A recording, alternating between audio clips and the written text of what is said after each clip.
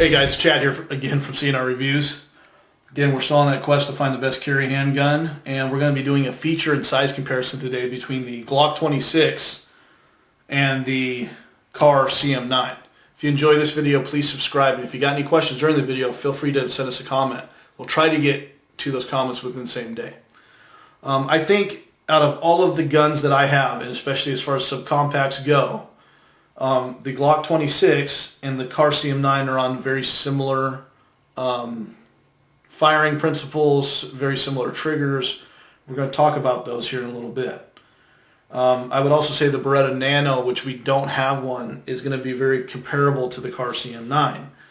I won't be purchasing a Nano until they at least get into the second production run. I don't like to buy guns brand spanking new off the factory line that have never been tried by consumers.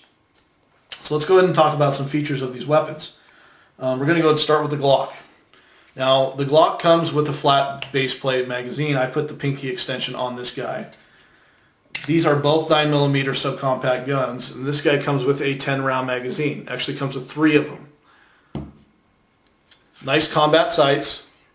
You can easily see it. Gun is super smooth. Nice polymer, nice smooth polymer. I have found myself though finding that for some reason I can't get quite I guess it would be a firm purchase on the Glock. My hand almost wants to slip, and I don't know why that is. On other polymer guns I don't have that same issue like the Kahr, but with this guy I don't know what it is. I ended up putting Talon grips on there and that took care of the issue. Let's talk about the trigger pull. This is more of a, I would say it's in between a single action, double action pull. You do have a heavier pull, nice clean crisp break. There's very little take up on this trigger. And you know what, it does feel like a staple gun. I will say the first time I heard that I was like, yeah, actually it does. It is very similar to that. This is by no means, you know, you can't get used to it. Yeah, you can get used to that trigger, no problem. I've had 0 issues with getting used to the trigger.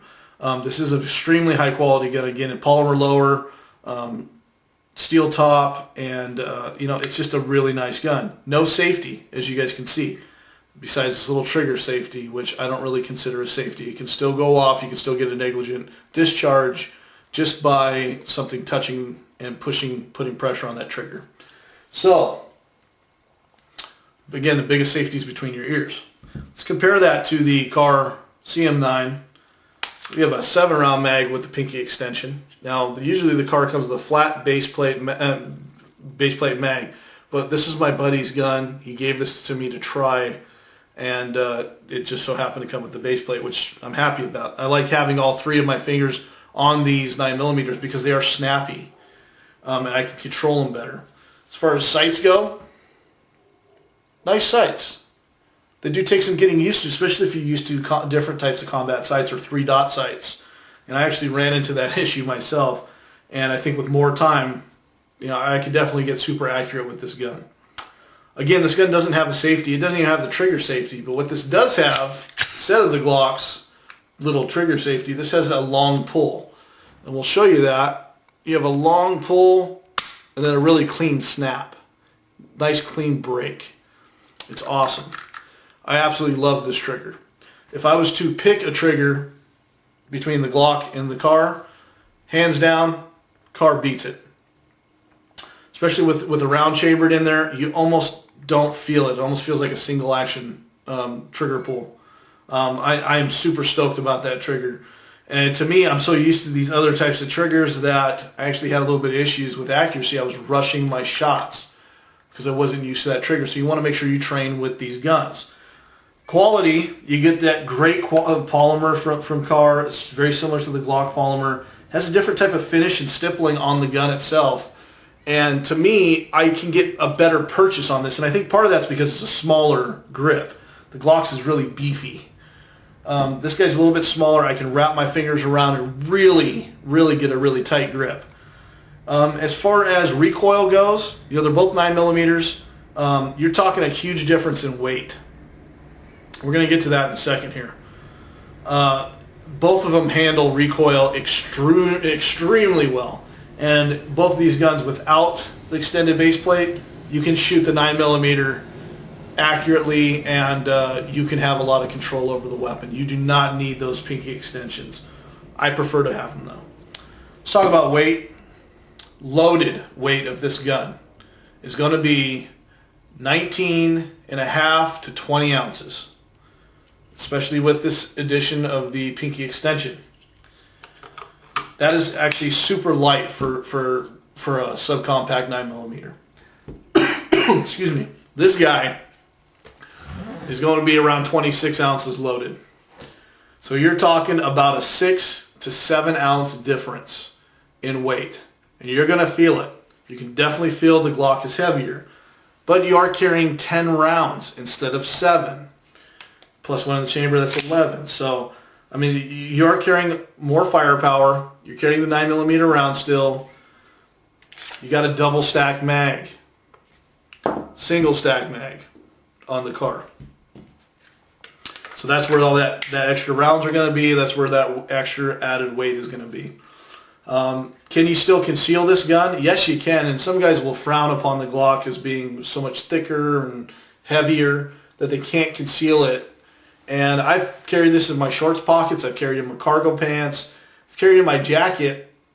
And as far as I know, nobody's ever walked up to me and go, "You got a gun on you?" No. You can fully conceal this weapon. It's not impossible.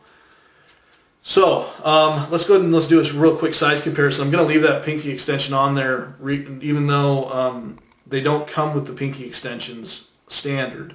But I have it on the Glock already, and it's only fair to have it on the Kahr. Let's do height first.